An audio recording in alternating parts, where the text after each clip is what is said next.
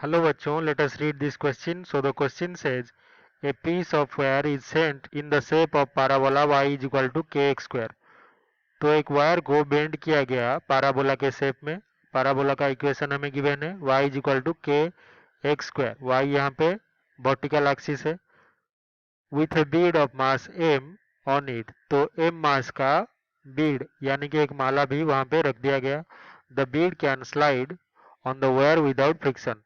तो वायर और बीड के बीच में बिल्कुल फ्रिक्शन एग्जिस्ट नहीं करता और ये जो बीड है वो स्लाइड कर सकता है वायर में. It stage at the lowest point of the parabola when the wire is at rest. तो सबसे लोअर पॉइंट पे बीड रहता है जब हमारा पैराबोला रेस्ट पे है यानी कि वायर जब रेस्ट पे है. The wire is now accelerated parallel to x axis.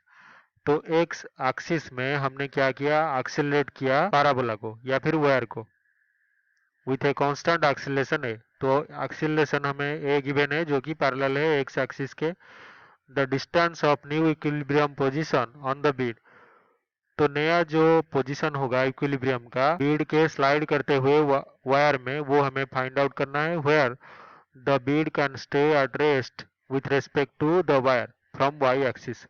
तो वाई एक्सिस में ये कितने डिस्टेंस पे होगा इक्विलिब्रियम पोजीशन पे बीड, ये हमें फाइंड आउट करना है. तो इस क्वेश्चन को सॉल्व करने के लिए जो की कॉन्सेप्ट है वो जान लेते हैं. तो की कॉन्सेप्ट है हमारा एट इक्विलिब्रियम. तो इक्विलिब्रियम में क्या होता है, हर तरह के जो फोर्सेस प्रेजेंट होते हैं, all forces cancel out each other. तो हर फोर्स को हमें कैंसिल करना है इक्विलिब्रियम कंडीशन में.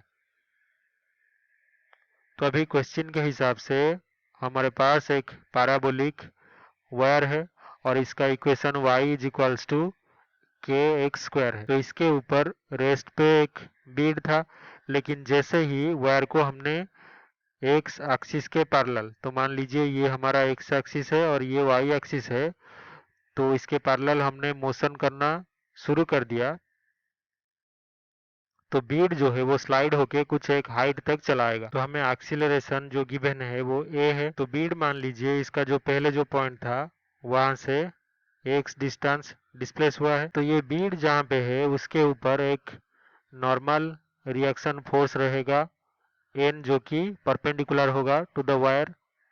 और मान लीजिए उस नॉर्मल रिएक्शन फोर्स डायरेक्शन में है और यहाँ पे जो वेट होगा वायर का, वायर में जो बीड है वो mg डाउनवर्ड डायरेक्शन में रहेगा. यहाँ पे अगर हम एक स्लोप ड्रॉ करें तो ये जो स्लोप है मान लीजिए हॉरिजॉन्टल एक्सिस के साथ एंगल कितना बना रहा है, थीटा. बीड के ऊपर जितने भी फोर्स एक्ट कर रहे हैं वो सारे कंपोनेंट अगर हम दिखाएं तो ये हमारा नॉर्मल रिएक्शन है n, डाउनवर्ड डायरेक्शन में एक्ट करेगा mg, और जो नॉर्मल रिएक्शन है उसका एक component n cos theta upward direction में रहेगा और दूसरा जो कंपोनेंट है वो कैंसिल करेगा किसको, हमारा जो एक्सीलरेशन हो रहा है एक सुडो फोर्स क्रिएट करेगा बीड के ऊपर जो कि ma होगा, इसको कैंसिल करेगा नॉर्मल रिएक्शन का दूसरा कंपोनेंट यानी कि n साइन थीटा. तो यहाँ पे जो वायर का इक्वेशन है y इज इक्वल्स टू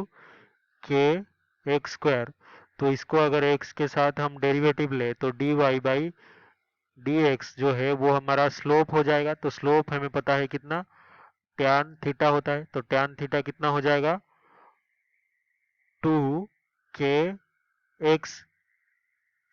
तो ये है हमारा इक्वेशन 1. अभी फ्री बॉडी डायग्राम से हम ये लिख सकते हैं कि एट इक्विलिब्रियम, तो इक्विलिब्रियम कंडीशन में अकॉर्डिंग टू फ्री बॉडी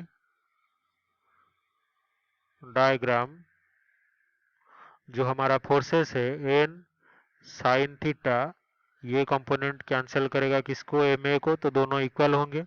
और दूसरा जो कंपोनेंट है n cos थीटा, ये वेट को कैंसिल करेगा बीड के यानी कि mg को. तो दोनों को अगर डिवाइड कर दें, डिवाइडिंग बोथ, तो दोनों को डिवाइड करने पर n से n कैंसिल हो जाएगा, तो tan theta will be equals to, यहाँ पे m से m कैंसिल हो गया तो a डिवाइडेड बाय g। तो ये है इक्वेशन 2। तो अभी अगर इक्वेशन 2 और 1 को इक्वेट करें, हम लिख सकते हैं इक्वेटिंग इक्वेशन 1 एंड 2। तो दोनों ही इक्वेशन में tan थीटा का वैल्यू हमें मिला है, तो tan थीटा एक जगह पे है 2 के एक्स और दूसरी जगह पे है a डिवाइडेड बाय g। तो इसका मतलब ये हो गया कि जो x है is equals to a divided by 2 g into k. तो यही हमारा फाइनल आंसर होगा, यही हमें फाइंड आउट करना था। तो हमारा y एक्सिस से जो नया पोजीशन होगा बीड का, वो होगा a डिवाइडेड बाय 2g के, यानी कि option B is correct. First option a by जी के गलत, सेकेंड थर्ड ऑप्शन जो सी है 2a बाई जी के गलत, option D a divided by 4g k ये भी गलत होगा। तो only option B is correct. So this is the final answer. I hope you have understood this well. Best of luck.